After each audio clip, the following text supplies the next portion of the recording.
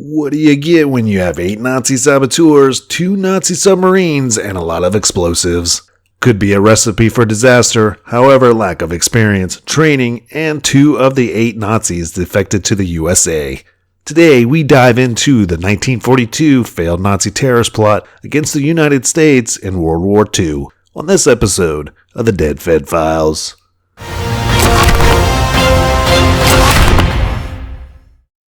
At the end of 1941, Germany began the invasion of Russia. Now Germany was fighting on 2 fronts, and in December of 1941, Japan attacked Pearl Harbor, and the United States declared war. Subsequently, Germany declared war on the United States. Now that you're all caught up, it's at about this time when Hitler authorized a mission to sabotage the American war effort and attack civilian targets to demoralize the American civilian population inside the United States. The mission was headed by Admiral Wilhelm Canaris, chief of the German intelligence agency. The admiral had previous experience sabotaging war efforts in the United States. During World War I, he successfully organized the explosion of munitions on Black Tom Island in New York. The munitions were bound for Allies prior to the U.S. entering World War I, but that is another story for another time. 8 German civilians were recruited into the German military intelligence agency. They received only 3 weeks of training at a German high command school. During this time, the agents spoke in English and read American newspapers so they could integrate into American society.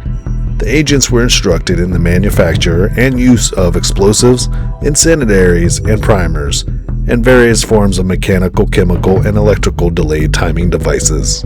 The mission was to attack American economic targets, hydroelectric plants, locks on the Ohio River, a crucial railroad pass near Altoona, Pennsylvania, as well as Pennsylvania Railroad's repair shops. The agents were also instructed to spread a wave of terror by planting explosives on bridges, railroad stations, water facilities, and public places.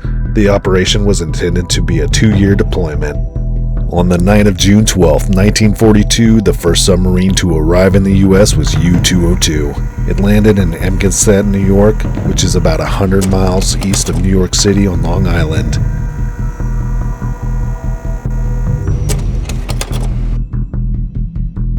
It was carrying Dash and 3 other saboteurs, Berger, Corin, and Heinrich.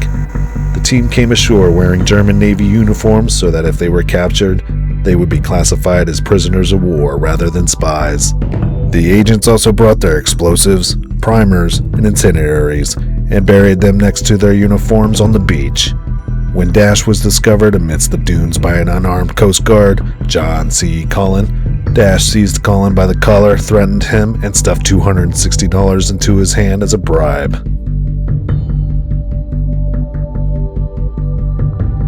Cullen left the beach and headed back to the barracks.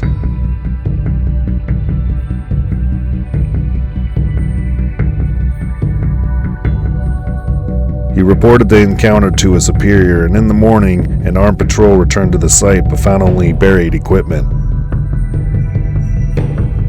The Germans had taken the Long Island Railroad from the Amgansett station into Manhattan, where they checked into a hotel. The other 4-member German team, headed by Curling, landed without incident at Ponte Vedra Beach, Florida, south of Jacksonville on June 16, 1942.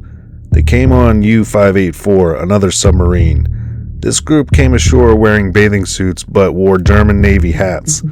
After landing ashore, they threw away their hats, put on civilian clothes, and started their mission by boarding trains to Chicago, Illinois, and Cincinnati, Ohio.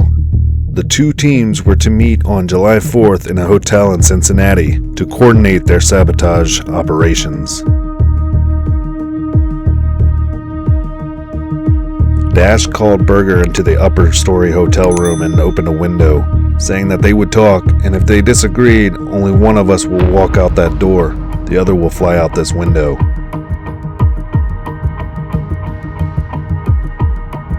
Dash told Berger that he had no intention of going through with the mission, hated Nazism, and planned to report the plot to the FBI.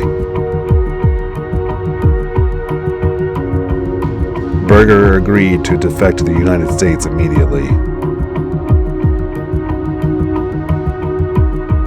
On June 15th, Dash phoned the New York office of the FBI from a payphone on Manhattan's Upper West Side to explain who he was and asked to convey the information to FBI Director J. Edgar Hoover. When the FBI agent was trying to figure out if he was talking to a crackpot, Dash hung up. 4 days later, he took a train to Washington, D.C. and checked in at the Mayflower Hotel. Dash walked into the FBI headquarters, asked to speak with Director Hoover. He eventually spoke to Assistant Director D.M. Ladd. At this point, he was taken seriously and interrogated for hours. Besides Berger, none of the other German agents knew that they were betrayed. Over the next 2 weeks, Berger and the other 6 were arrested. FBI Chief Hoover had made no mention that Dash had turned himself in and claimed credit for the FBI for cracking the spy ring. The trial was held in Assembly Hall No. 1 on the 5th floor of the Department of Justice building in Washington, D.C. on July 8, 1942. Lawyers for the accused, who included Lawson Stone and Kenneth Royal, attempted to have the case tried in civilian court but were denied by previous legal precedent. The trial for the 8 defendants ended on August 1, 1942. 2 days later, all were found guilty and sentenced to death.